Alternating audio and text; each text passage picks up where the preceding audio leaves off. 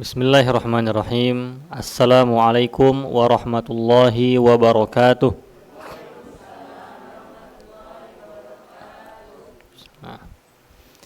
Alhamdulillahi rabbil alamin.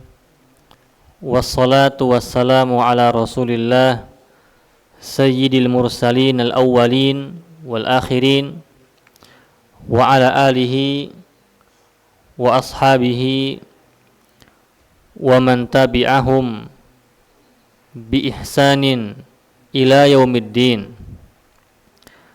Wa qad qala Allah ta'ala fil Qur'anil Karim, syahru Ramadan alladzi unzila fihi al-Qur'an hudal lin-nasi wa bayyinatin minal huda wal furqan.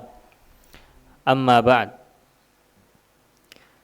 Para jemaah kaum muslimin, bapak-bapak dan kaum muslimat, ibu-ibu yang semoga Allah Subhanahu wa taala rahmati. Alhamdulillah, pada kesempatan kali ini kita bersyukur kepada Allah Subhanahu wa taala yang telah memberikan kita nikmatnya, nikmat iman, kemudian nikmat kita memeluk Islam, kemudian nikmat hidayah yang Allah Subhanahu wa taala berikan kepada yang Ia kehendaki.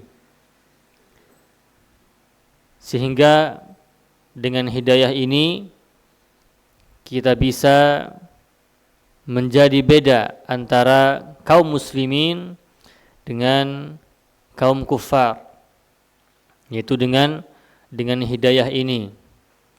Makanya ini suatu nikmat yang perlu disyukuri oleh kita semua. Ketika kita bisa beramal saleh, ketika kita bisa menggunakan anggota badan kita untuk melakukan amalan saleh, dan itu adalah tanda syukur kita kepada Allah Subhanahu wa ta'ala. Nah, nikmat itu juga, atau rasa nikmat ini juga sangat terasa ketika kita akan bertemu dengan bulan yang sangat mulia. Nah, pada kesempatan kali ini insyaallah bertepatan dengan bulan Ramadan atau menjelang bulan Ramadan, insyaallah kita akan membahas terkait dengan bulan ini, yaitu apa saja yang ada di dalam bulan ini. Bagaimana kita menyambut bulan ini. Kemudian bulan ini adalah di antara nikmat Allah Subhanahu wa taala.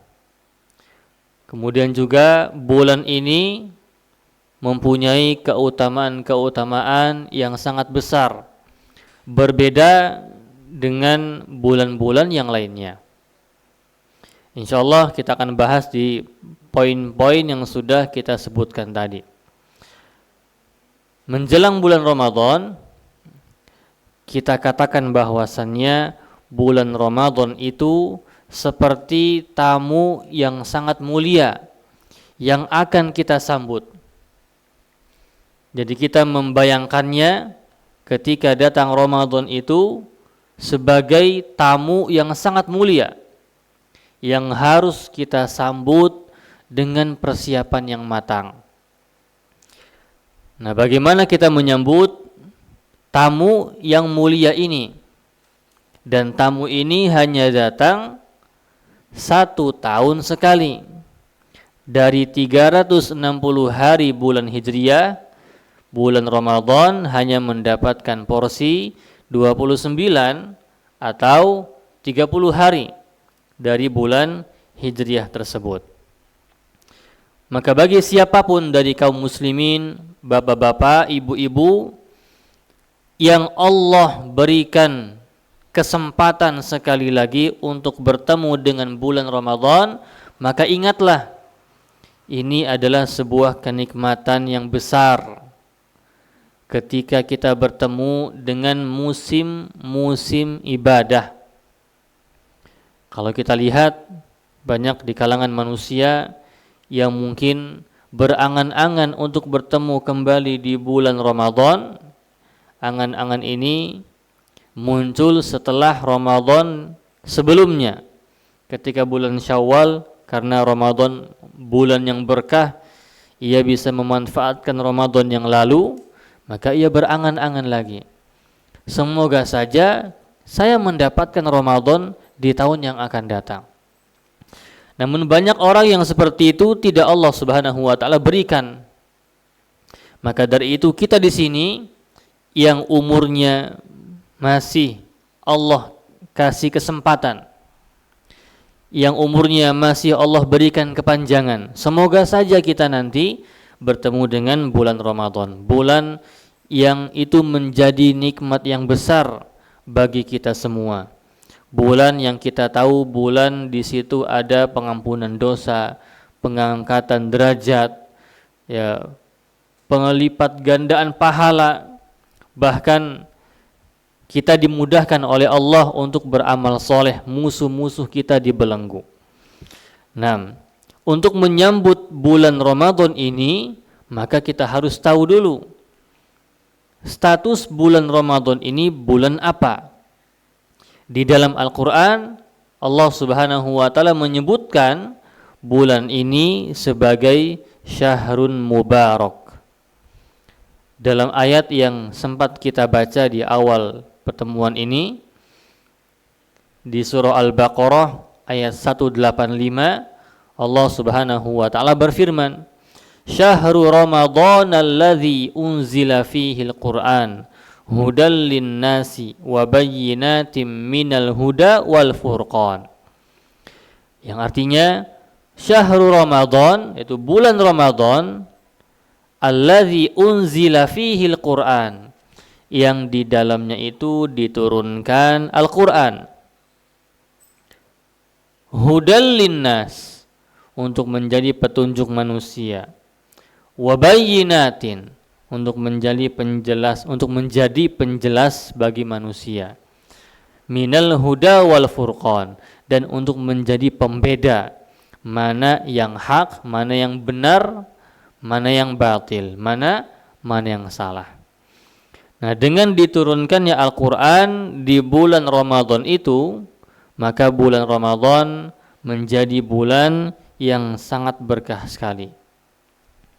Rasulullah sallallahu alaihi wasallam, bagaimana beliau sallallahu alaihi wasallam menyambut bulan Ramadan ini dengan para sahabat.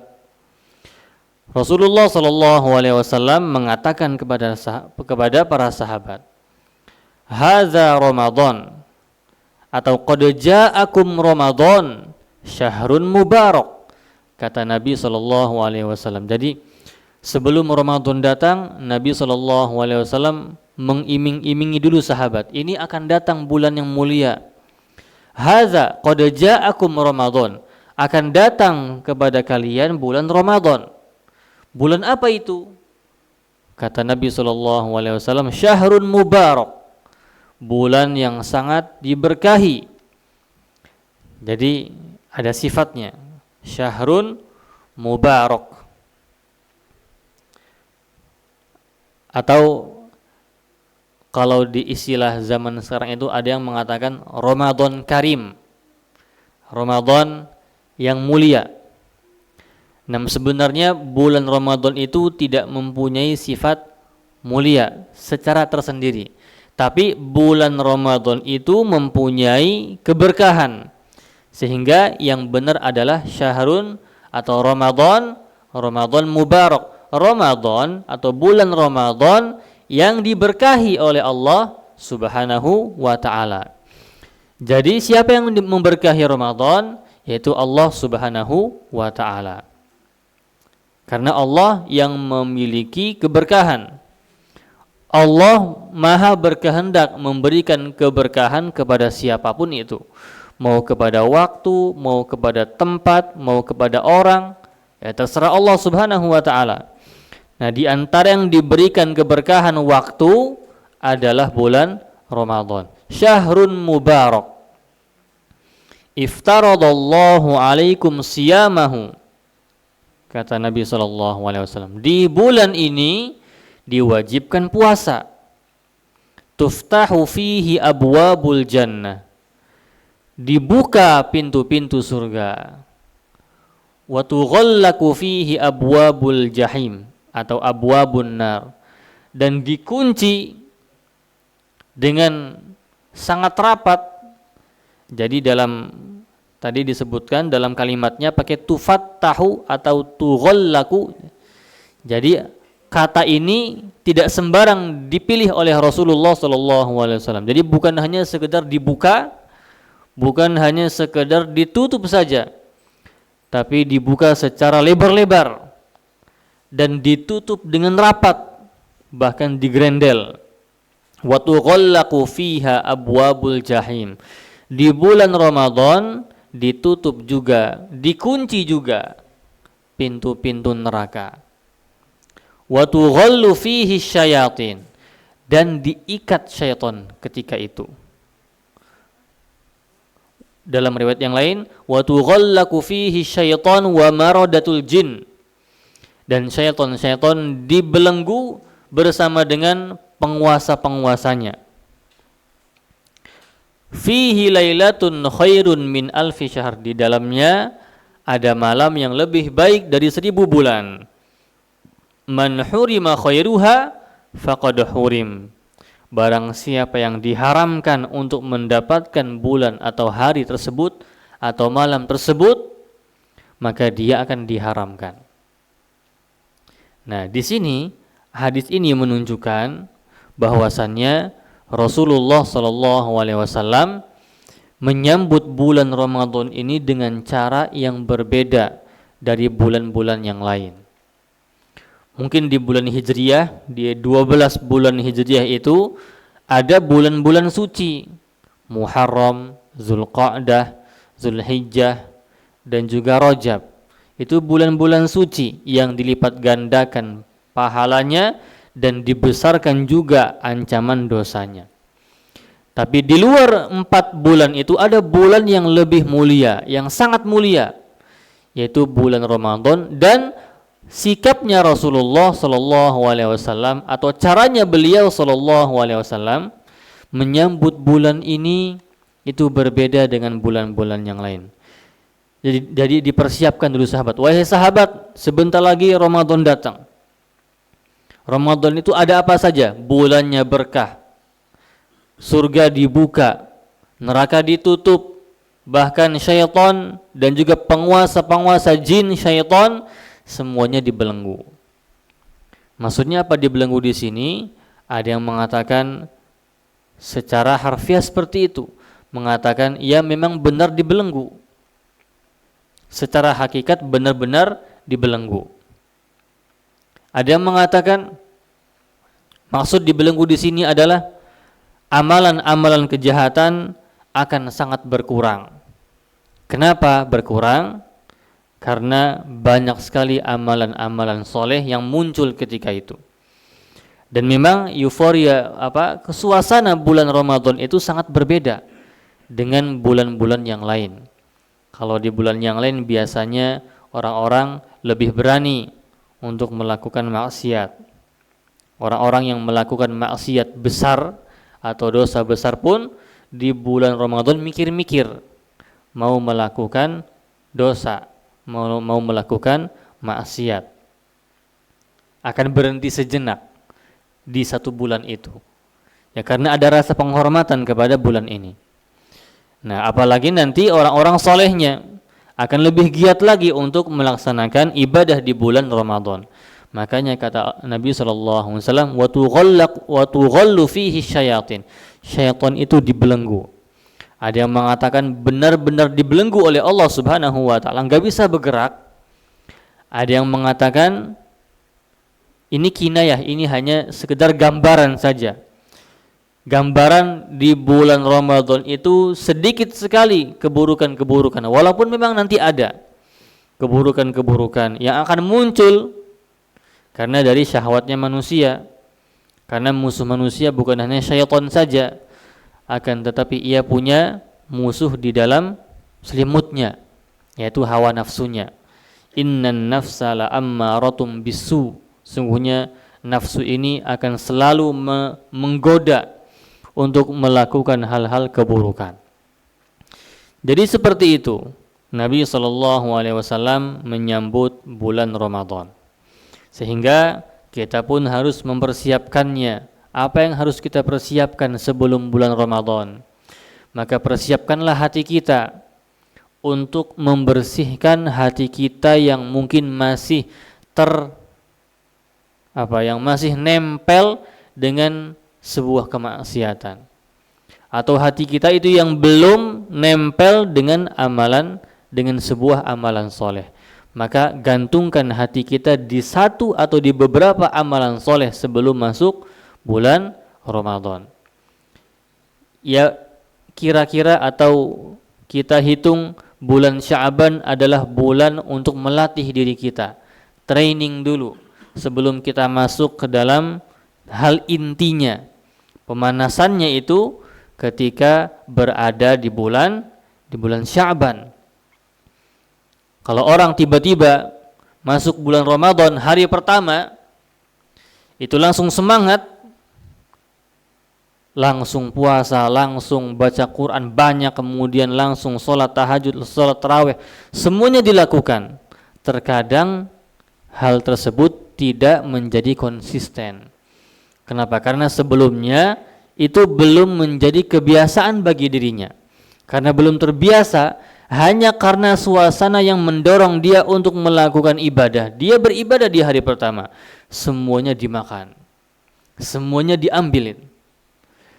Nanti hari kedua, hari ketiga, hari keempat, kelima, pekan kedua, pekan ketiga, bensinnya habis. Ya rahmukallah. Nah, kita pun tentunya melihat kondisi-kondisi seperti ini. Bahkan kita sendiri pun merasakan hal tersebut. Terkadang hari-hari pertama menjadi hari yang semangat. Pekan kedua mungkin masih semangat. Pekan ketiga, keempat sudah tergoda untuk persiapan lebaran. Udah mudiknya, udah beli-belinya, belanjanya. Yang ibu-ibu yang bapak-bapak, ibu-ibu mendukung bapak-bapak mendukung ibu-ibunya untuk belanja, dikasih banyak THR pada ketika itu. Nah, ibu-ibu pun semangat ketika itu. Nah, jadi yang perlu kita persiapkan sebelum masuk bulan Ramadan adalah membiasakan diri kita untuk melakukan ibadah-ibadah. Mungkin kita membiasakan diri kita sehari baca 2 halaman, kemudian besoknya 3 halaman, besoknya 4 halaman, kemudian cukuplah 4 halaman sehari. Insya Allah nanti di bulan Ramadan akan lebih siap untuk melaksanakan ibadahnya. Dalam sebuah perkataan disebutkan, man ta'awwada ala syai'in sara ahlahu. Barang siapa yang sudah terbiasa dengan suatu hal, maka dia akan menjadi ahlinya, dia akan menjadi masternya. Ini berlaku di semua aspek, dalam masalah ilmu dunia, dalam masalah olahraga, dalam masalah bisnis, dalam masalah ibadah. Apalagi kalau orang tersebut sudah terbiasa untuk sholat malam, dia akan menjadi ahli sholat malam. Kalau orang tersebut sudah terbiasa menjadi ahli makan, terbiasa makan, maka dia akan menjadi ahli atau tukang makan. Nah, jadi ini tergantung dengan kebiasaan. Al-Imam Ibnu Rajab pun berkata, seorang ulama ada yang berkata, seseorang itu akan dimudahkan untuk beribadah ketika dia sudah terbiasa melakukan ibadah tadi. Dan Allah Subhanahu wa ta'ala sangat mencintai sebuah amalan yang mana kita konsisten melaksanakannya. Ahabbul a'mali ilallah adwamuha wa in qalla. Yaitu amalan yang paling dicintai oleh Allah itu adalah yang sedikit tapi konsisten. Jadi enggak perlu banyak-banyak. Sehari kita baca Quran 2 juz, 3 juz itu banyak, bagus itu, Masya Allah. Tapi ketika dia enggak menjaganya, maka Allah Subhanahu wa ta'ala tidak terlalu mencintai hamba yang melaksanakan ibadah seperti itu. Lebih baik dia sholat atau dia baca Quran sedikit-sedikit, tapi setiap hari ia jaga, terus ia jaga. Bahkan sampai menjadi kebiasaannya. Bahkan bisa jadi ia meninggal dalam kondisi melaksanakan ibadah tersebut. Mendapatkan husnul khotimah. Bagaimana cara kita mendapatkan husnul khotimah? Ya seperti itu. Kita terbiasa dengan sebuah hal. Maka insya Allah kita akan meninggal dalam keadaan kita terbiasa melakukan amalan tadi. Nah, jadi intinya tadi adalah membiasakan hal tersebut sebelum masuk bulan Ramadan. Nah, di bulan Ramadan Nabi SAW bersabda, di antara hal yang menjadikan Ramadan itu berkah adalah sabda Nabi SAW, "Man shoma Ramadan imanan wahtisaban, ghufira lahu ma taqaddama min dzambihi." Barang siapa yang puasa Ramadan dengan dua syarat, dengan beriman dan mengharap ridha Allah Subhanahu wa taala. Imanan wahtisaban. Artinya imanan di sini beriman kepada Allah. Maksudnya adalah ikhlas kepada Allah Subhanahu wa taala. Wahtisaban itu hanya mengharap pahala Allah Subhanahu wa taala. Ya, dua-duanya sama konteksnya masalah ikhlas. Imanan ya karena dia meyakini puasa ini bisa meningkatkan keimanannya. Wahtisaban dia hanya ingin menggapai ridho Allah atau rahmat Allah Subhanahu wa taala atau pahala dari Allah Subhanahu wa taala. Nah, dengan dua syarat ini kita akan mendapatkan pahala yang besar, yaitu ghufira lahu ma taqaddama min dzambihi. Akan dihapus dosa-dosa yang telah lalu. Yang telah lalu ini enggak disebutkan telah lalunya setahun sebelumnya, 2 tahun sebelumnya, 3 tahun sebelumnya, ini enggak disebutkan. Intinya ma taqaddama min dzambi. Yang lalu-lalu itu dihapus oleh Allah Subhanahu wa taala. Jadi bulan Ramadan adalah bulan atau ajang untuk dihapuskan dosa-dosa kita. Walaupun banyak juga kesempatan-kesempatan atau ibadah-ibadah lain yang bisa menghapuskan dosa-dosa kita. Nah, contohnya adalah setelah sholat kita dianjurkan untuk membaca Subhanallah 33 kali, Alhamdulillah 33 kali, Allahu Akbar 33 kali, dan disempurnakan 100 membaca La ilaha illallah wahdahu la syarikalah lahul mulku wa lahul hamdu wa huwa ala kulli syai'in qadir. Kata Nabi SAW, ghufirat khotayahu wa in kanat mithla zabadil bahr. Akan dihapus dosa-dosanya walaupun sebanyak buih di lautan. Jadi kita bisa mengamalkan tadi 5 kali sehari. Setelah sholat kita mengucapkan zikir tadi. Namun tentunya kita sebagai hamba Allah Subhanahu wa taala tidak terlalu langsung pede. Ketika kita melakukan ibadah ini kita mengatakan, saya sudah melakukannya. Dosa saya sudah diampunkan sama Allah. Belum tentu juga. Mungkin setelah itu kita melakukan dosa lagi, bahkan dosanya lebih besar. Maka kita perlu ibadah yang lain untuk menambal atau menghapus dosa-dosa yang kita lakukan. Dan kita belum tahu dosanya sudah diampunkan oleh Allah Subhanahu wa taala atau tidak. Tugas kita adalah selalu beramal, terus beramal, konsisten beramal. Tidak perlu menghitung sudah berapa pahala kita, sudah berapa dosa kita yang diampunkan oleh Allah Subhanahu wa taala. Itu semuanya urusan Allah Subhanahu wa taala. Kita tinggal memainkan keikhlasan kita, memainkan juga ibadah-ibadah kita sesuai dengan syariat Nabi sallallahu alaihi wasallam. Nah, jadi jangan sampai kita kalau ibadah ngitung-ngitung. Ini saya sudah puasa Ramadan 30 sempurna, alhamdulillah. Saya Syawal ini insyaallah menjadi orang yang diampuni. Kalau dia bilang insyaallah tidak apa-apa, itu dalam ajang berdoa kepada Allah Subhanahu wa taala. Insyaallah semoga saya menjadi orang yang diampuni setelah Ramadan. Boleh-boleh saja. Tapi ketika dia menentukan, mengatakan saya akan diampuni dosa saya setelah Ramadan, dia mengatakan seperti itu, ini tidak bisa, karena hanya Allah Subhanahu wa taala yang tahu. Kita hanya terus meminta saja kepada Allah Subhanahu wa taala. Nah, jadi ini tadi hadis tadi menunjukkan bulan Ramadan itu bulan yang berkah karena ada banyak ampunan di situ. Nah, kemudian barang siapa yang bertemu Ramadan, kemudian dia menyia-nyiakan Ramadan, enggak diampuni dosanya, dia tidak meraih pahala di situ, enggak puasa, enggak ini.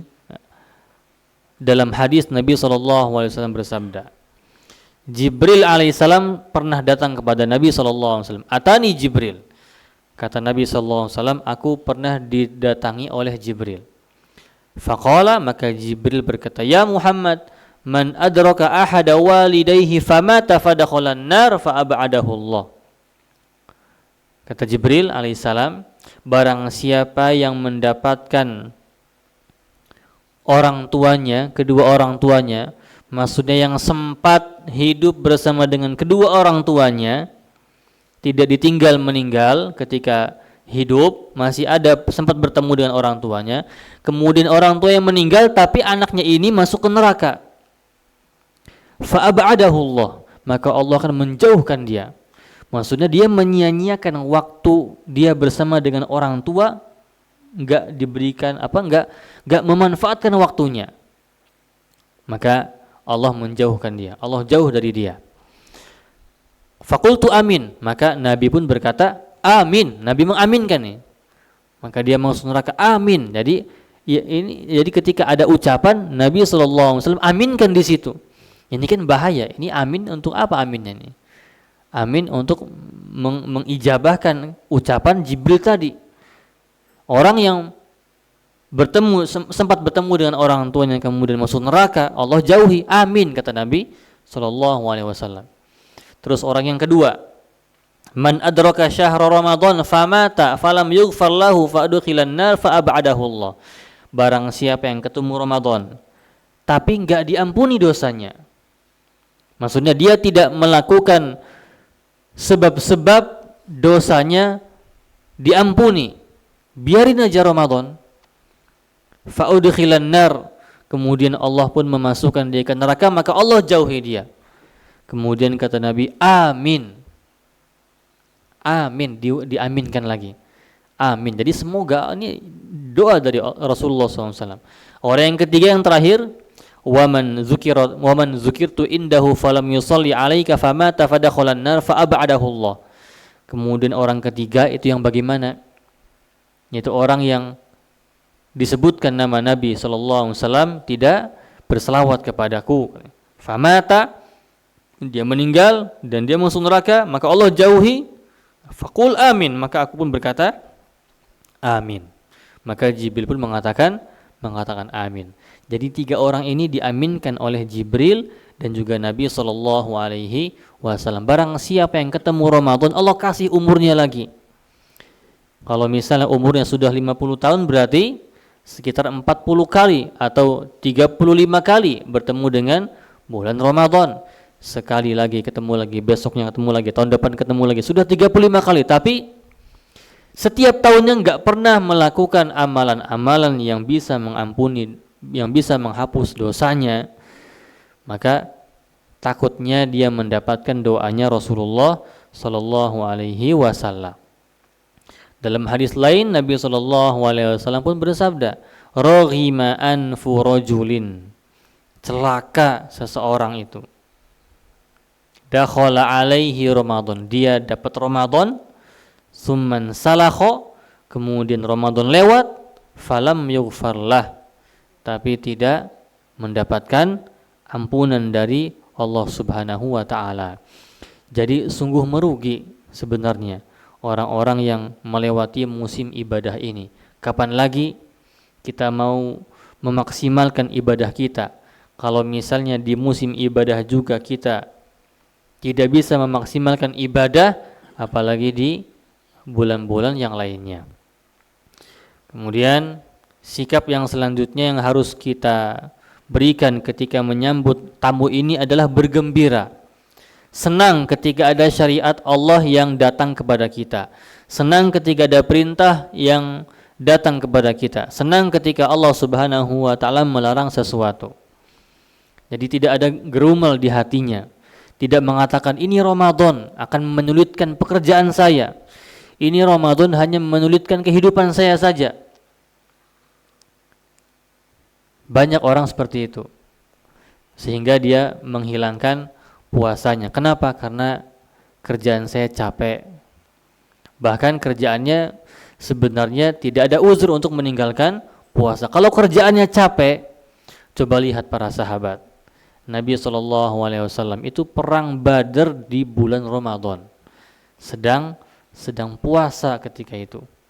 Dan bisa menang tentunya dengan izin Allah Subhanahu wa ta'ala.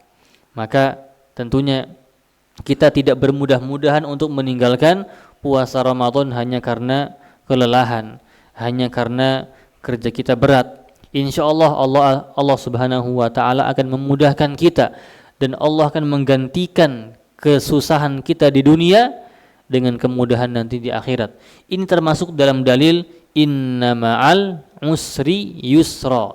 Sesungguhnya dalam kesulitan itu ada kemudahan. Dalam kesulitan kita berpuasa, pastinya nanti ada kemudahan yang Allah Subhanahu wa ta'ala berikan kepada kita. Dan syariat Allah itu tidak mungkin memberatkan hambanya. Hanya saja hambanya yang terlalu berat untuk melakukan ibadah tersebut. Nah, sudah banyak Allah memberikan hal-hal yang mubah yang boleh dicicipi oleh manusia. Selama 360 hari Allah berikan nikmat itu, silahkan mencicipi kapan saja. Cuman 30 hari saja Allah Subhanahu wa ta'ala tahan kita untuk tidak mencicipi, menikmati keindahan-keindahan di dunia. Itu pun nanti ketika kita melaksanakannya akan dibalas nanti ketika di surga. Balasannya lebih besar tentunya. Kita akan mendapatkan buah yang tidak pernah kita lihat. Mala ainun ra'at wala udhunun samiat, dan tidak pernah didengar, wala khatara ala qalbil bashar, dan tidak pernah terbesit di otaknya bagaimana gambaran buah tadi. Kalau misalnya di dalam Al-Quran disebutkan jenis-jenis buahnya delima dan ini dan itu, jangan kita gambarkan delimanya sama dengan yang di dunia. Tentunya jauh berbeda. Bidadarinya sangat jauh dari bidadari yang di dunia, sangat jauh beda. Kalau kita misalnya selalu diberikan gambaran-gambaran bagaimana bidadari menggunakan sayap, itu kan gambaran saja. Tentunya Allah sangat bisa menggambarkan dengan yang lebih bagus lagi, lebih indah lagi. Nah, taib. Kata Allah Subhanahu wa ta'ala, "Qul bi fadlillahi wa bi rahmatihi fabidzalika falyafrahu." Katakan wahai Muhammad kepada mereka para sahabat, dengan keutamaan Allah, dengan rahmat Allah, maka bergembiralah dengan hal tersebut. Jangan sedih. Ketika sahabat diperintahkan untuk jihad, mereka tidak sedih. Mereka semangat untuk melaksanakan jihad tadi. Padahal jihad itu sulit. Sahabat laki-laki maupun perempuan, dua golongan ini sama. Menyikapi ketika ada perintah syariat jihad, yang mengorbankan badannya, hartanya, keluarganya, senang-senang saja, menyambutnya dengan baik.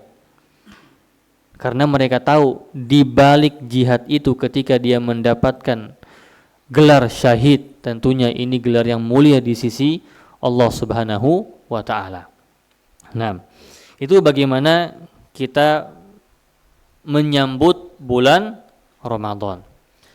Nah, poin yang kedua adalah bulan Ramadan itu menjadi sebuah nikmat yang besar sekali untuk kita. Kalau kita katakan nikmat Allah itu banyak, dari banyak nikmat tadi yang paling mulia adalah, yang paling di antara yang paling besar adalah nikmat kita bertemu bulan Ramadan. Ya, nikmat secara mutlak itu semuanya besar. nikmat secara khusus untuk kita. Mungkin kita dikhususkan mendapatkan nikmat ini, yang mana nikmat ini tidak dirasakan oleh orang lain. Itu juga nikmat. Ada juga nikmat agama, ada juga nikmat dunia. Nah, semuanya nikmat. Semuanya adalah karunia Allah Subhanahu wa ta'ala. Nah, untuk apa bulan Ramadan ini Allah Subhanahu wa ta'ala jadikan? Kalau kita baca dalil puasa, ya ayyuhalladzina amanu kutiba alaikumus siyam kama kutiba alal ladzina min qablikum la'allakum tattaqun. Wahai orang-orang beriman, telah diwajibkan kepada kalian dan juga kepada sebelum kalian berpuasa. La'allakum tattaqun, semoga kalian bisa bertakwa. Nah, jadi ini intinya ternyata. Bulan puasa atau bulan Ramadan itu intinya adalah untuk meningkatkan ketakwaan kita. Apakah nanti ketika kita berpuasa, ketakwaan kita atau rasa takut kita kepada Allah Subhanahu wa ta'ala meningkat, atau biasa-biasa saja, atau bahkan terkikis, tidak ada rasa takut kepada Allah Subhanahu wa ta'ala. Jadi di bulan Ramadan tadi berlomba-lombanya itu adalah untuk meningkatkan ketakwaan. Siapa yang paling bertakwa? Mungkin orang bisa mengalahkan kita dalam nominal sedekah. Orang bisa mengalahkan kita dalam nominal berapa jumlah puasa yang ia lakukan. Wanita mungkin ada halangan 7 hari mungkin tidak berpuasa karena punya halangan. Bukan berarti wanita kalah sama laki-laki yang bisa full 30 hari atau 29 hari berpuasa. Tidak juga.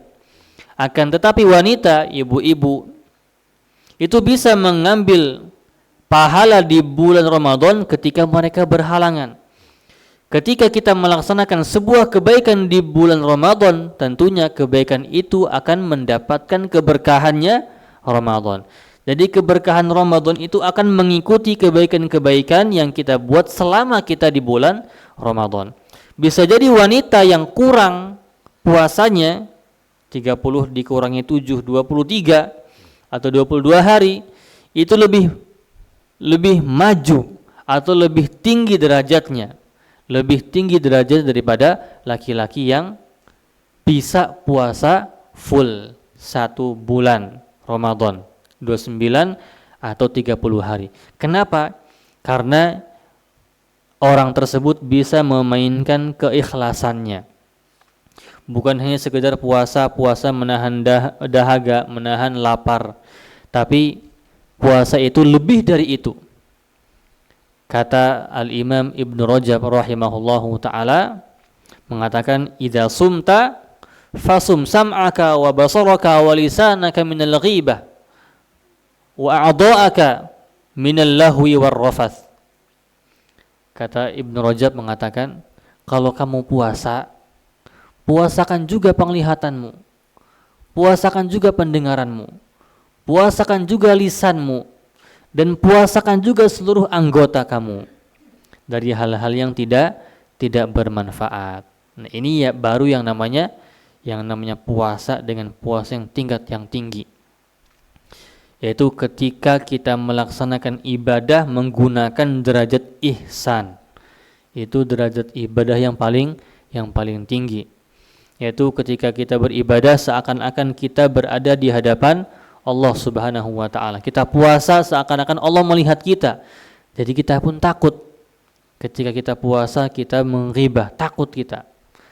Bahkan kalau misalnya ihsan ini sudah terbiasa akan terbawa di luar bulan Ramadan.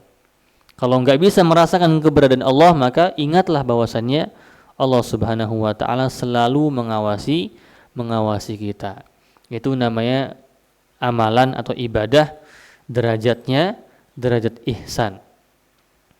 Nah, di bulan Ramadan juga di antara kenikmatannya adalah karena bulan Ramadan itu adalah bulan nikmat, maka balasan Allah kasih kita nikmat adalah kita bersyukur dengan nikmat tadi.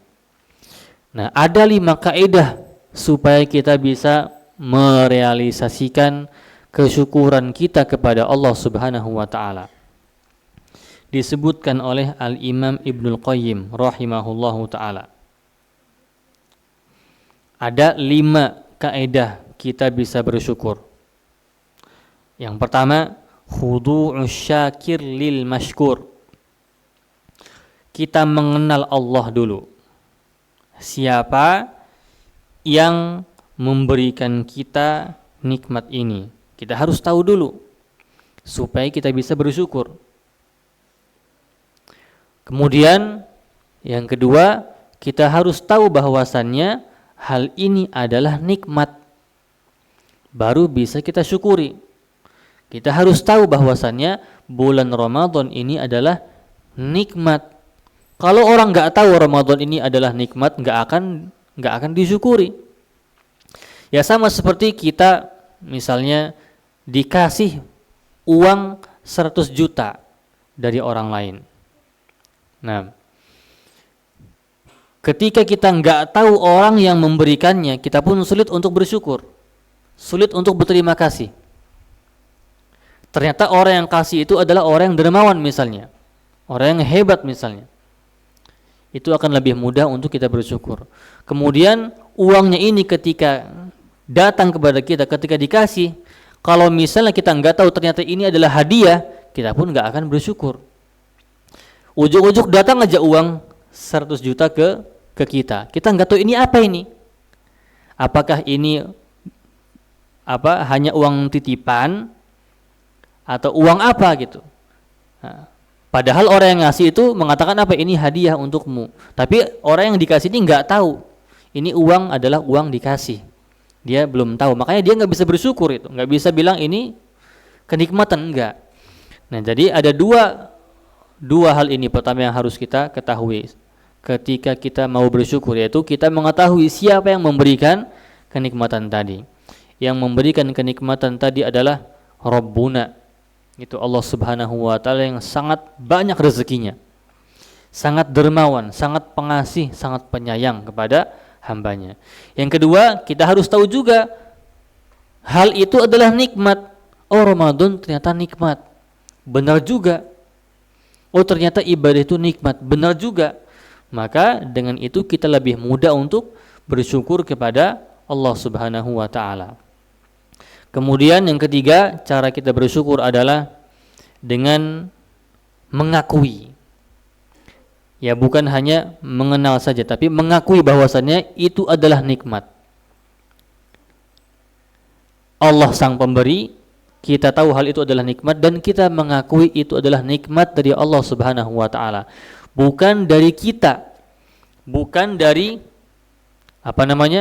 dari usaha kita. Itu adalah nikmat dari Allah Subhanahu wa taala. Sehingga kita pun akan 100% menghargai pemberian ini. Jangan sampai seperti Raja Namrud yang mana dia mengatakan semua hartanya dari siapa? Dari saya. Ini harta ini yang ada di kerajaan saya ini, itu dari mana? Dari saya, karena kehebatan saya. Nah, gara-gara ngomong itu dibenam sama Allah Subhanahu wa taala, jadinya harta karun ya. Oh, afwan, bukan Namrud, Qarun. Makanya namanya harta karun yang di tanah karena dibenam sama Allah Subhanahu wa taala. Nah, kita pun enggak boleh seperti itu. Ini nikmat, kita tahu ini nikmat, tapi harus kita akui ini adalah nikmat dari Allah Subhanahu wa taala. Kemudian yang keempat adalah dengan memuji-muji Allah Subhanahu wa taala, memuji orang yang memberi nikmat tadi, memuji zat yang memberi nikmat tadi. Yang terakhir adalah menggunakan nikmat tadi dengan baik. Nah, ini baru sempurna syukurnya. Yang pertama kita mengenal Allah sang pemberi nikmat. Yang kedua kita mengenal zat ini adalah nikmat. Yang ketiga kita harus mengakui itu adalah nikmat dari Allah, bukan dari siapa-siapa, bukan dari kita juga. Yang keempat kita puji zat yang memberikan kita nikmat ini. Yang kelima kita manfaatkan nikmat tadi dengan baik. Maka terrealisasilah kesyukuran kita kepada sebuah nikmat. Maka Ramadan pun seperti itu. Pujilah Allah Subhanahu wa taala. dengan segala pujian yang kita punya, karena Allah maha berhak mendapatkan pujian. Pujian yang hakiki itu hanya Allah yang berhak. Manusia ketika mendapatkan pujian, sejatinya pujian itu tidak berhak diberikan kepada manusia. Ada orang bilang kepada kita, Masya Allah, kamu pintar. Sejatinya tidak layak kita mendapatkan pujian tadi. Kenapa? Karena kita sebenarnya yang tidak mempunyai kepintaran tadi. Siapa yang kasih? Allah Subhanahu wa ta'ala. Maka Allah yang paling berhak mendapatkan pujian. Kemudian setelah kita memuji Allah karena kita mendapatkan Ramadan ini, manfaatkan Ramadan ini dengan baik, sehingga kita pun dapat merealisasikan atau dapat dinyatakan orang yang bersyukur dengan bulan Ramadan ini. Nah, kemudian yang terakhir, para jemaah yang semoga Allah Subhanahu wa ta'ala muliakan. Nah, keutamaan Ramadan sangat banyak sekali. Kita sebutkan 3. Nah, keutamaan yang paling bagus adalah, yang paling indah adalah puasa Ramadan ini adalah ibadah yang istimewa. Istimewanya bagaimana? Istimewanya adalah Allah yang langsung memberikan pahala. Allah yang akan langsung memberikan skor. Jadi kalau ibadah-ibadah lain skornya sudah ditentukan, misalnya PG-nya 10, esainya 60 misalnya. Jadi segitu aja dapat. Nah, kalau puasa berbeda, enggak ditentukan nilainya, skornya. Tapi Allah yang kasih skor itu langsung. Mau berapapun Allah kasih. Ini adalah keistimewaan bulan atau ibadah puasa. Kata Allah Subhanahu wa ta'ala dalam hadis qudsi, kullu amali bani Adam lahu illa siyam. Semua amalan anak Adam itu untuknya, silahkan, kecuali satu, puasa itu buat saya. Jadi manusia melaksanakan ibadah puasa itu saya yang langsung menilai. Fa innahu li wa ana ajzi bih. Puasa itu untuk saya dan saya akan memberikan ganjaran langsung. Jadi bukan berarti sholat atau ibadah-ibadah lain bukan karena Allah, bukan. Maksudnya adalah puasa itu dipersembahkan untuk Allah dan Allah yang akan menilainya. Ini maksudnya. Maka dari itu kalau misalnya puasa, kata Nabi SAW, fala yarfus wala yashab, jangan mengucapkan ucapan-ucapan keji, jangan mengejek. Fa in sabbahu ahadun, bahkan kalau kita diejek, kalau kita diperangi, dijahati, maka jangan balas dengan kejelekan. Itu akan bisa mengurangi ibadah puasa kita. Jadi puasa kan sebenarnya apa itu? Kalau definisi puasa itu apa? Menahan diri dari pembatal puasa, dari terbit fajar sampai terbenam matahari. Tapi ada hal-hal yang sebenarnya bukan pembatal puasa, tapi bisa mengurangi pahala puasa. Bisa jadi kita enggak mendapatkan pahala puasa, 0 pahalanya. Sayang sekali kalau seperti ini, 0. Sebagaimana nanti yang disebutkan dalam beberapa hadis, bahwasanya ada orang yang berpuasa, rubba shaimin laisa hazzuhu minasiyam illal ju' wal atas. Mungkin saja ada orang yang berpuasa, puasanya itu hanya menahan lapar dan dahaga saja, enggak mendapatkan apa-apa, cuma mendapatkan lapar dan juga haus saja. Kasihan, sayang, kita udah capek-capek mengorbankan diri cuman karena enggak tahan untuk melaksanakan maksiat yang lain, malah kita ke maksiat yang lain. Nah, jadi yang pertama adalah puasa ini Allah Subhanahu wa ta'ala langsung yang memberikan skornya, pahalanya. Nah, di antara keistimewaan orang berpuasa adalah orang berpuasa akan mendapatkan 2 kebahagiaan. Nabi SAW bersabda, lis-shaimi farhatan. Orang berpuasa itu akan mendapatkan kegembiraan 2 kali. Yang pertama ketika buka puasa, itu gembira banget itu. Kalau orang yang berbuka puasa, puasanya benar-benar puasa, tidak pura-pura, itu berbeda rasanya. Mungkin ada teman kita yang sebelahan, mungkin sedang takjil bersama, dia enggak puasa sebenarnya, Itu nggak sebahagia kita yang berpuasa hakikat, yang benar-benar berpuasa. Atau ada yang puasa tapi bermaksiat, ya. Apa namanya, pandangannya tidak dijaga dan lain-lain, lisan yang dijaga.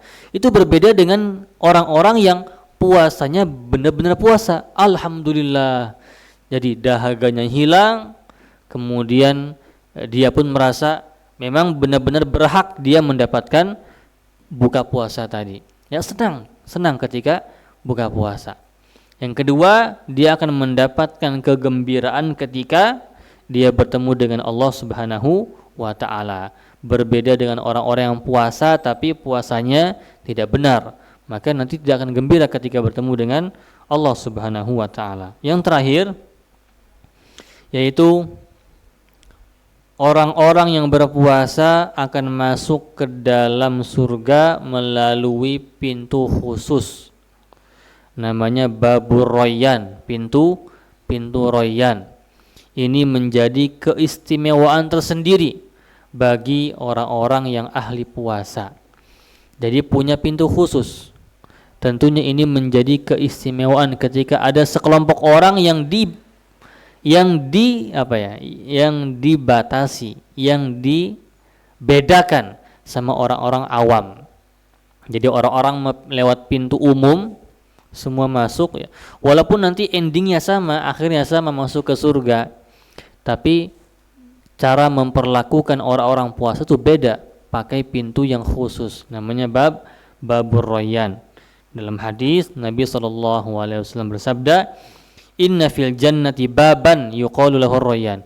Di surga itu ada pintu yang namanya Royan. Yadkhulu minhu as-shaimuna yaumal qiyamah, la yadkhulu minhu ahadun ghairuhum. Yang akan dimasukkan oleh orang puasa dan orang yang lain enggak bisa masuk sama sekali. Yuqal, maka pintu ini akan berkata, Aina as-shaimun? Mana yang puasa? Sini. Fayaqumun la yadkhulu minhu ahadun ghairuhum. Maka orang-orang puasa pun masuk, yang lain enggak bisa masuk pintu situ. Fa idza dakhalu ughliqa falam yadkhul minhu ahad. Ketika orang-orang puasa sudah masuk semuanya, itu pintu ditutup sehingga tidak ada lagi yang masuk selain orang berpuasa. Nah, itu diantara segelintir keutamaan bulan Ramadan yang bisa kita bahas di pertemuan yang singkat kali ini.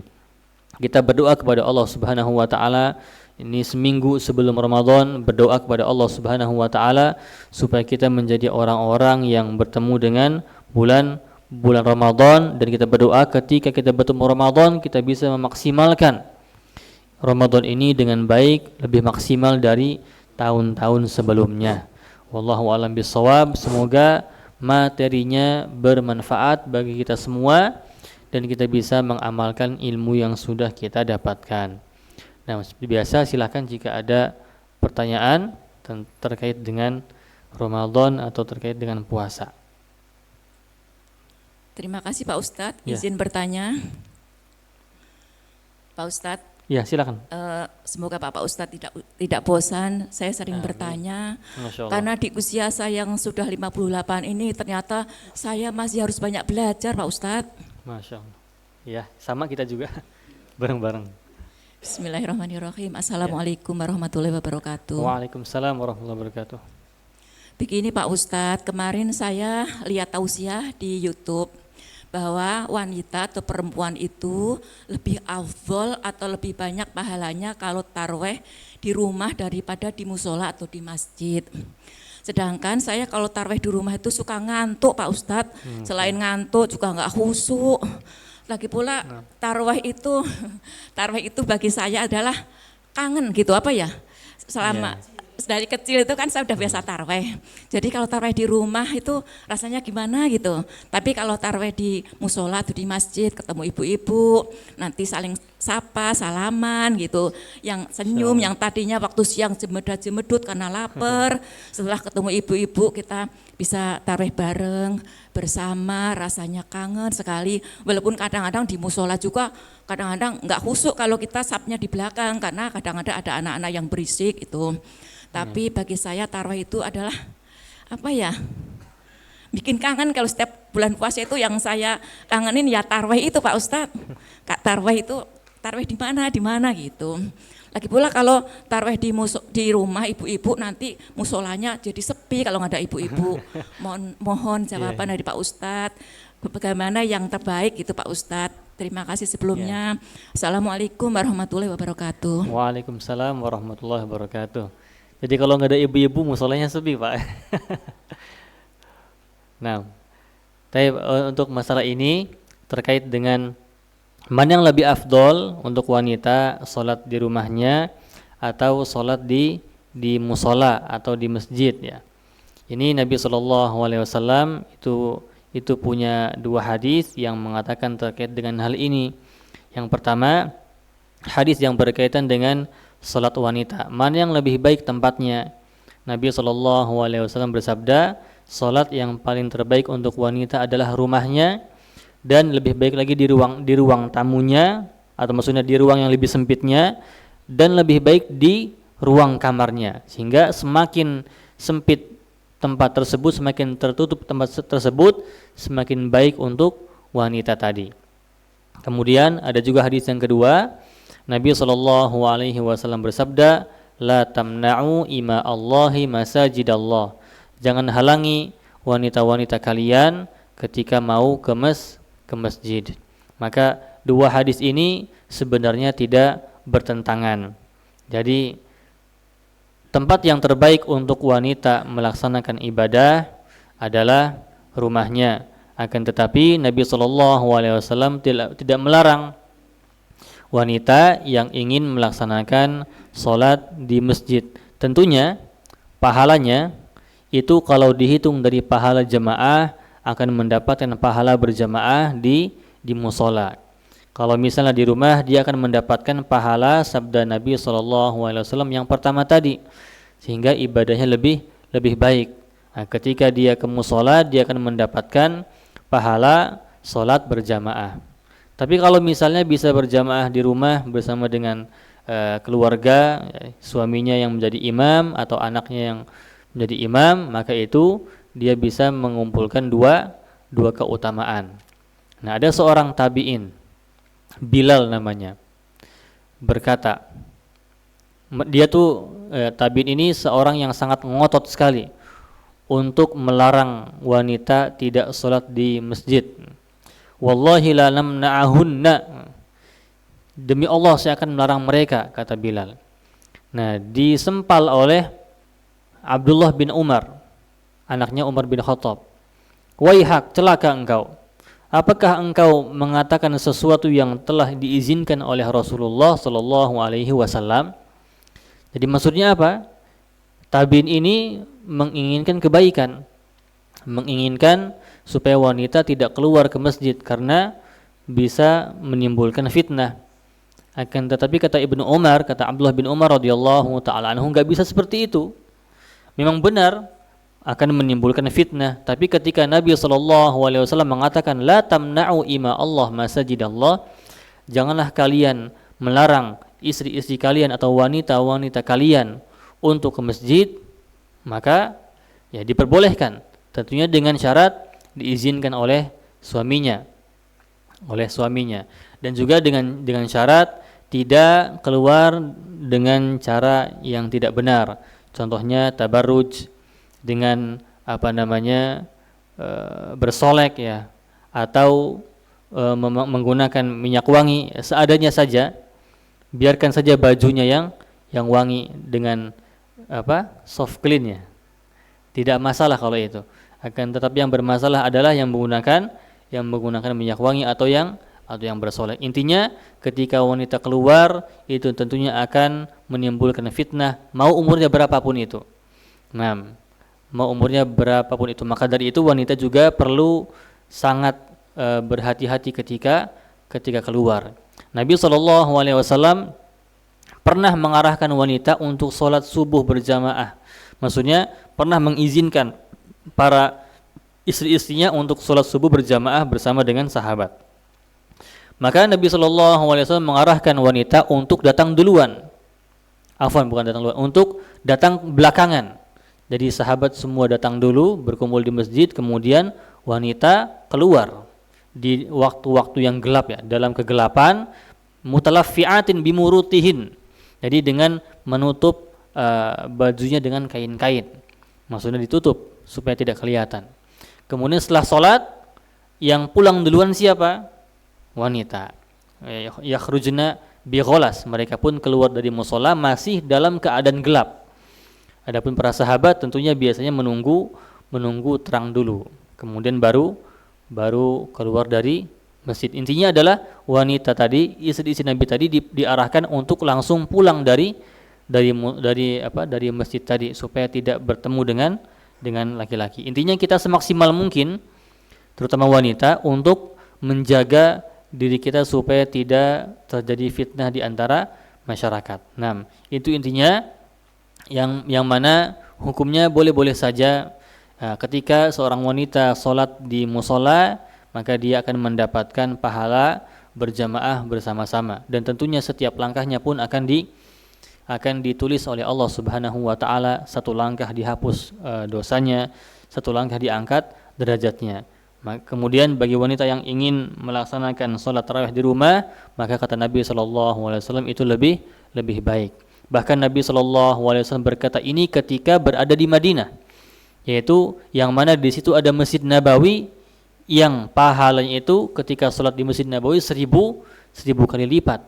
Akan tetapi Nabi SAW mengarahkan wanita untuk sholat di rumahnya, dan tentunya itu lebih baik daripada 1000 kali lipat di Masjid Nabawi. Wallahu a'lam bishawab. Nah, silakan Pak. Ada pertanyaan selanjutnya? Assalamualaikum warahmatullahi wabarakatuh. Waalaikumsalam warahmatullahi wabarakatuh. Bismillahirrahmanirrahim. Pak Ustadz mau nanya, kalau ini ya taraweh tuh pertengahan itu suka kadang ngantuk, nggak sadar gitu tuh Pak Ustadz. Itu apa langsung wudhu lagi apa enggak? Tuh yang pertama. Terus yang keduanya, kalau di musola atau di masjid kan pasti pakai tahiyatul masjid atau itu. Kalau sholat di lapangan itu pakai enggak itu Pak Ustadz? Kedua. Terus yang ketiganya, kan kalau kita kan kalau sholat lebaran tuh ya ada di lapangan, di tengah-tengah itu banyak sendal itu. Terus kitanya sujud itu bukan batal, apa sih namanya, mahruh enggak gitu. Najis ya. Ya itu aja Pak Ustadz yang saya sampaikan. Sebelumnya saya terima kasih untuk Pak Ustadz atas jawabannya nantinya. Amin. Nah, terima kasih Pak Ustadz. Ya, terima kasih Bu atas soalnya. Yang pertama, apakah sholat kita batal ketika kita tidak sadar di pertengahan sholat? Maka yang diantara hal yang membatalkan sholat itu adalah tidur. Ini enggak sadarnya tidur pules sampai ngiler atau tahu-taunya udah salam. Berarti dia di alam lain ketika sholat. Nah, ini insya Allah tidak membatalkan sholat ya. Intinya dia masih ngikutin imamnya Bu ya. Allahu Akbar, dia pun ikut ruku walaupun dia nggak sadar. Sami Allahu liman hamidah, dia naik ke atas. Allahu Akbar lagi ikut sujud tuh padahal nggak sadar. Jadi kalau seperti ini insya Allah tidak membatalkan puasa karena dia tidak membatalkan sholat karena dia tidak melaksanakan atau melakukan pembatal sholat. Yang membatalkan adalah tidurnya pulas ya. Dan kita pun pasti tahu nilainya. Penilaian kita tuh tidur kita pulas atau enggak tuh kita tahu insyaallah. Ngiler, jatuh, pulas. Jadi insyaallah kalau misalnya menghayal itu mengurangi pahala tentunya. Yang seharusnya kita itu sholatnya khusyuk, tapi tidak khusyuk, kepikiran apa ya. Kepikiran di rumah, kepikiran mobil, tiduran. Nah, jadi tidak membatalkan sholat insya Allah, tapi mengurangi pahala. Kemudian yang kedua, hukum sholat tahiyatul masjid itu hanya dilaksanakan ketika masuk ke masjid. Bahkan untuk musola saja itu tidak berlaku. Untuk musola hanya berlaku untuk masjid saja. Nah, kalau ini musola apa masjid Pak? Ini kayak namanya musola tapi udah jadi masjid. Surau. Ini musola tapi apa namanya? Sudah bisa dikatakan masjid atau diubah namanya, Pak. Masjid. Masjid ya. Tapi adapun di lapangan maka kita tidak perlu untuk melaksanakan tahiyatul masjid. Nah. Ya, tahiyat lapangan. Tahiyat lapangan. Contohnya misalnya musola-musola yang ada di perkantoran. Nah, kita tidak perlu untuk sholat tahiyat musola di situ karena bukan masjid. Ini khusus hanya untuk penghormatan masjid saja. Dan yang ketiga tadi, bagaimana hukumnya ketika kita sujud dan di depan kita itu ada sendal. Mungkin maksudnya adalah sujud di atas sendal, Bu ya?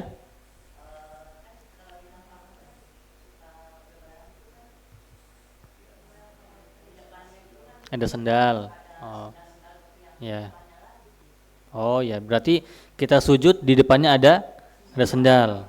Nah, sendal orang. Nah, tidak masalah, Bu. Tidak masalah. Maksudnya walaupun ada benda yang mungkin kita anggap kotor di depan kita, namun itu terpisah dengan tempat sholat kita, itu tidak membatalkan sholat insya Allah. Kita sujud di terpal biasanya kan, atau di sejadah, atau biasanya kita menghamparkan sejadah dan kita sujud di sejadah tadi. Sendalnya di luar, sendalnya di luar tempat sholat kita.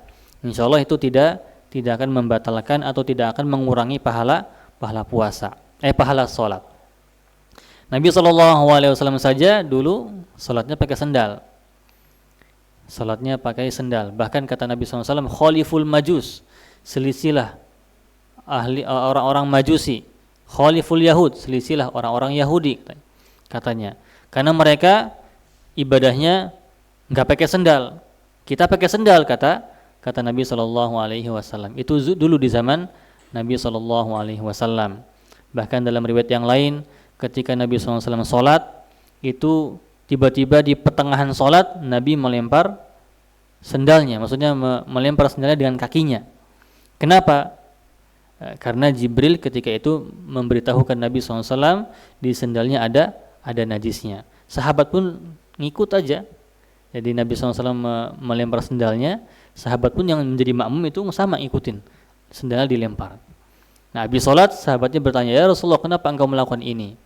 Kata Nabi SAW, Jibril datang kepadaku memberitahukanku bahwasanya di sendalku ada najis, makanya aku melemparkan sendalku. Nah, insya Allah tidak masalah ketika tempat sujud kita itu di depannya ada sendal atau ada apapun yang berkaitan dengan hal-hal yang kotor selama tempat sholat kita itu bersih, insya Allah.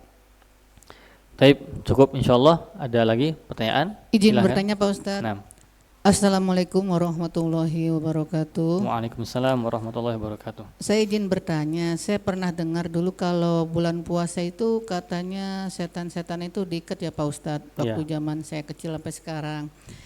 Tapi kalau mohon petunjuknya Pak Ustadz, apakah itu benar? Tapi kalau saya lihat selama ini, kalaupun bulan puasa orang masih ada yang membunuh seperti itu, apa bukan karena hawa nafsu dari manusianya seperti itu, apa memang karena godaan setan seperti itu yang ada di pikiran saya? Mohon petunjuknya Pak Ustadz. Terima kasih. Wassalamualaikum warahmatullahi wabarakatuh. Waalaikumsalam warahmatullahi wabarakatuh. Baik, ini pertanyaan tadi yang sudah disebutkan hadisnya, bahwasannya di bulan Ramadan ini syaitan-syaitan itu dibelenggu atau diikat. Nah, ini menunjukkan bahwasannya nanti di bulan Ramadan kemaksiatan akan berkurang, bukan hilang, akan berkurang. Ada beberapa penafsiran terkait dengan hadis ini, yaitu syaitan dibelenggu.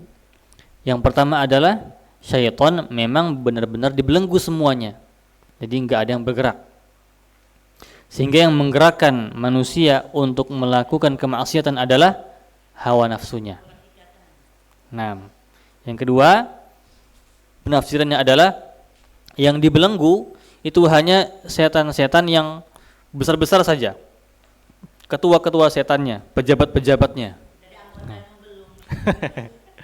Yang anggota belum. Yang kecil-kecil, syaitan yang kecil-kecil masih berkeliaran. Makanya masih ada dosa-dosa yang dilakukan oleh manusia. Intinya ketika disebutkan di hadis dibelenggu syaitan, maksudnya adalah mengurangi kemaksiatan yang ada di Ramadan. Berkurang kemaksiatannya, kejahatannya berkurang di bulan Ramadan. Jadi ini adalah sebuah fasilitas dari Allah Subhanahu wa taala supaya kita bisa beramal soleh. Syaitan itu bisa menggoda kita di kapanpun itu. Tapi ketika Ramadan diambil sama Allah, dibelenggu oleh Allah Subhanahu wa taala supaya manusia bisa lebih beramal soleh. Maka kita harus menggunakan nikmat ini, nikmat syaitan dibelenggu ini, supaya tidak melakukan kemaksiatan. Sehingga orang-orang yang melakukan kemaksiatan di Ramadan itu keterlaluan. Syaitan udah enggak ada, dia melakukan maksiat. Ya mungkin karena hawa nafsunya atau karena kebiasaan.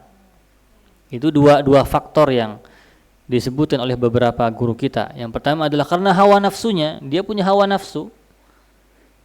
Walaupun enggak digoda sama setan, dia digoda sama hawa nafsu. Dan yang kedua karena kebiasaannya. Kebiasaan dia melakukan hal yang buruk, maka susah untuk ditanggalkan dari dirinya. Wallahu a'lam bishawab. Nah. Ya, semoga memuaskan jawabannya. Ya, sama-sama. Silakan Pak jika ada pertanyaan. Cukup? Dari Bapak. Ada. Silakan. Ada dari Bapak ada. Assalamualaikum Pak Ustadz. Waalaikumsalam warahmatullahi wabarakatuh. Salah satu hal yang menarik di bulan Ramadan adalah Lailatul Qadar itu Pak Ustadz. Yang ingin saya tanyakan itu memang apakah Lailatul Qadar itu ada dalilnya bahwa turunnya hanya di 10 hari terakhir atau memang sepanjang 30 hari itu kemungkinan turun Lailatul Qadar. Karena kalau memang turunnya di 10 hari terakhir dan di hari-hari ganjil kok kayaknya orang-orang itu beramal pada hari ganjil. Giliran hari genap kendor lagi. Nah gitu kan seringnya gitu. Itu yang pertama. Yang kedua, kita mendapatkan Lailatul Qadar itu dengan amalan yang sangat istimewa atau dengan amalan biasa. Misalkan sehari semalam kita tahajud atau baca Al-Quran, baru itu yang kita mendapatkan, atau pas kita turun Lailatul Qadar kita melakukan kebaikan, itu kita mendapatkan Lailatul Qadar gitu, atau gimana Pak Ustadz? Mohon petunjuknya. Ya, terima kasih Pak. Jadi soal yang pertama adalah apakah malam Lailatul Qadar itu hanya berada di 10 hari terakhir atau di malam-malam ganjil saja, atau ada di bulan Ramadan secara mutlak. Nah, hadis yang berkaitan dengan malam Lailatul Qadar ini itu ada yang umum, kemudian yang umum ini dikhususkan, maksudnya lebih disempitkan lagi. Ada hadis yang mengatakan, hadis Ibnu Mas'ud radhiyallahu taala anhu berkata bahwasannya malam Lailatul Qadar itu ada di dalam 1 tahun. Jadi di sini enggak disebutkan di mana ini malam Lailatul Qadarnya. Bisa jadi di bulan Sya'ban, bisa jadi di bulan Zulqa'dah, atau di bulan-bulan lain di luar Ramadan. Ini adalah hadis yang paling umum untuk menentukan kapan itu Lailatul Qadar. Nah, dalil ini menunjukkan bahwasannya setiap tahun itu ada pasti malam Lailatul Qadar. Kemudian ada lagi hadis yang mengkhususkan, lebih menyempitkan lagi bahwasannya malam Lailatul Qadar itu berada di bulan Ramadan. Kemudian dalam sebuah cerita, sebuah hadis, Nabi SAW pernah berusaha untuk menggapai malam Lailatul Qadar. Jadi Nabi SAW itu beribadah sangat maksimal sekali di sepertiga pertama bulan Ramadan. Jadi 10 hari bulan Ramadan, untuk mendapatkan malam Lailatul Qadar. Dan itu pun diikuti oleh para sahabatnya. Jadi itikaf beliau. Jadi itikaf ya untuk mendapatkan malam Lailatul Qadar, beliau itikaf di sepertiga pertama Ramadan. Nah, para sahabat pun ikut. Kemudian setelah 10 hari Nabi SAW bersabda, malamnya bukan di malam-malam sebelumnya, akan ada di sepertiga yang selanjutnya. Akhirnya Nabi SAW melanjutkan itikafnya di sepertiga yang kedua, yaitu 10 hari atau 11 sampai ke 20. Setelah selesai, Nabi SAW berkata kepada para sahabat, malam Lailatul Qadar belum terjadi. Nah, kemudian Nabi SAW bersabda, akan terjadi di sepertiga malam terakhir. Jadi ini menunjukkan bahwasannya malam Lailatul Qadar akan terjadi di bulan Ramadan kapan saja, mau di awalnya, di sepertiga keduanya, atau sepertiga ketiganya terakhirnya. Kemudian ada dalil yang mengkhususkan lagi, yaitu ketika Nabi SAW bermimpi.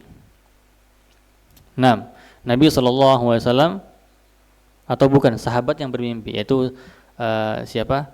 Abdullah bin Amr bin Al-As bermimpi bahwasannya Nabi SAW itu mendapatkan malam Lailatul Qadar, di mana yang subuhnya itu beliau SAW sujud di atas lumpur, di atas tanah yang basah, di atas lumpur. Maka ketika sahabat ini sudah melihat mimpinya itu, ternyata kejadian di hari yang ke-21. Nabi SAW sholat subuh dan beliau sujud di atas tanah yang basah, di atas lumpur. Jadi sebelumnya itu terjadi hujan. Terjadi hujan, besok subuhnya Nabi SAW itu sujud di atas lumpur. Ini menunjukkan malam Lailatul Qadar itu bisa berada di sepertiga malam terakhir di bulan Ramadan, 10 hari terakhir di bulan Ramadan. Dan Nabi SAW pun pernah bersabda, taharraw ayyamil ashril awakhir, carilah di 10 hari terakhir, fis sulusil akhir Ramadan, carilah di sepertiga akhir bulan Ramadan malam Lailatul Qadar ini. Nah, ini menunjukkan hadis ini lebih menyempitkan lagi, bahwasannya malam Lailatul Qadar lebih akan sering turun di sepertiga malam terakhir.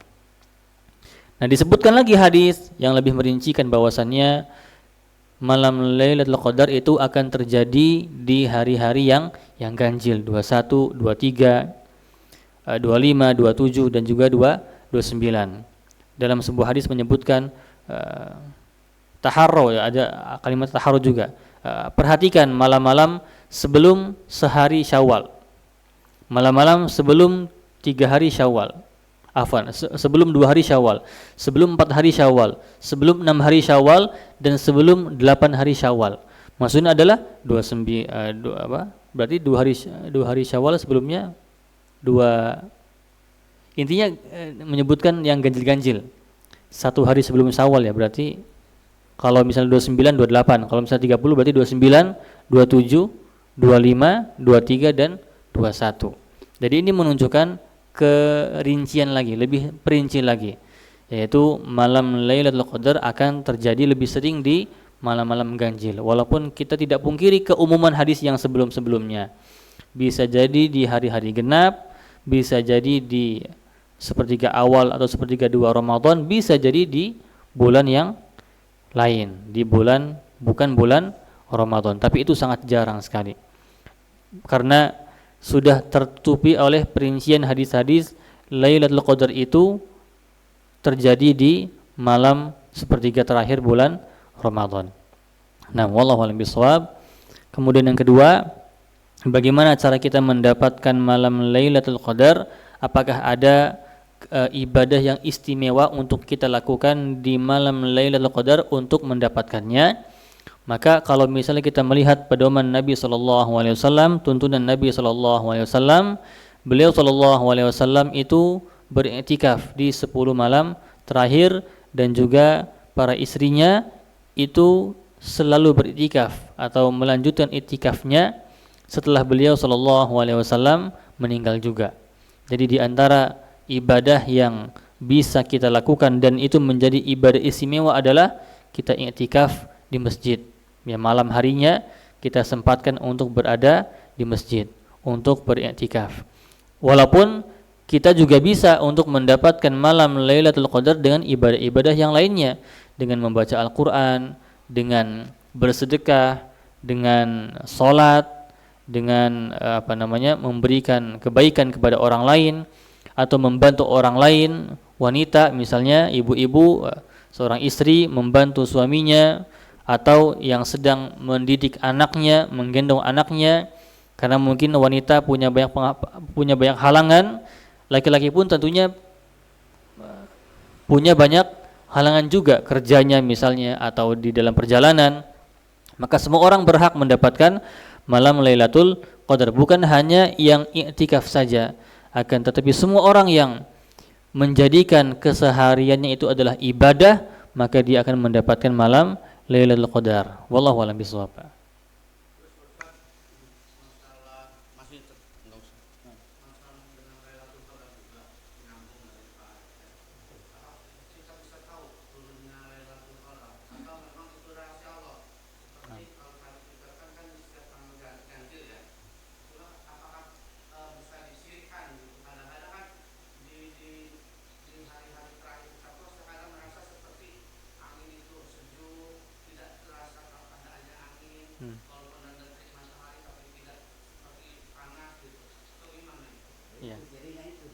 Ada. Jadi untuk ciri-ciri malam Lailatul Qadar terjadi itu ada 2 hadis. Yang pertama tadi hujan, malamnya hujan, kemudian besoknya terang, adem. Yang kedua adalah matahari itu sohwan, matahari itu bersinar tapi tidak panas. Nah, itu ada 2 hadis yang menyebutkan ciri-ciri malam Lailatul Qadar. Tapi kita nggak bisa mematoknya. Kalau kita melihat, merasakan ya, alhamdulillah. Ya, memang rahasia Allah. Kita nggak tahu. Pak Ustadz. Masya Allah. Ada lagi pertanyaan atau cukup ya? Ya, silakan Pak. Untuk ini ya menambahkan lagi pertanyaan yang Tambahan. untuk tanda-tanda atau ciri-ciri khusus, bukan ini bagi seseorang Pak, seseorang yang mendapatkan Lailatul Qadar, tanda khususnya seperti apa? Ya. Tanda khusus ya. Tanda khusus atau ciri-ciri untuk orangnya. Dia mendapatkan malam Lailatul Qadar. Nah, terus yang selanjutnya mengenai itikaf tadi yang Pak Ustadz katakan, itu jumlah bilangannya itu berapa hari kira-kira yang harus kita lakukan? Itikaf ya. Ini berdasarkan apanya, artinya dalilnya ya, itu yang saya tanyakan. Nah, ini masih ada waktu nggak kira-kira? Masih ya? Masih. Cukup ya? Masih ada Pak, disimpan. Iya. Cuma ini yang akan saya tanyakan di luar tema nih. Iya. Ya, begini. Ini sekarang ini ya pada umumnya ya masyarakat itu banyak melakukan hal-hal yang sifatnya udah tradisi ya, udah tradisi. Seperti halnya adanya tahlilan, kemudian natus, newu katanya, kalau istilah di sini itu apa namanya, ngehol. Nah itu kalau dikaitkan dengan dalilnya itu seperti apa? Memang keharusan sudah dilakukan enggak gitu? Nah, itu aja mungkin Pak Ustadz ya. Iya, baik. Jadi ada 3 pertanyaan dari Bapak. Yang pertama,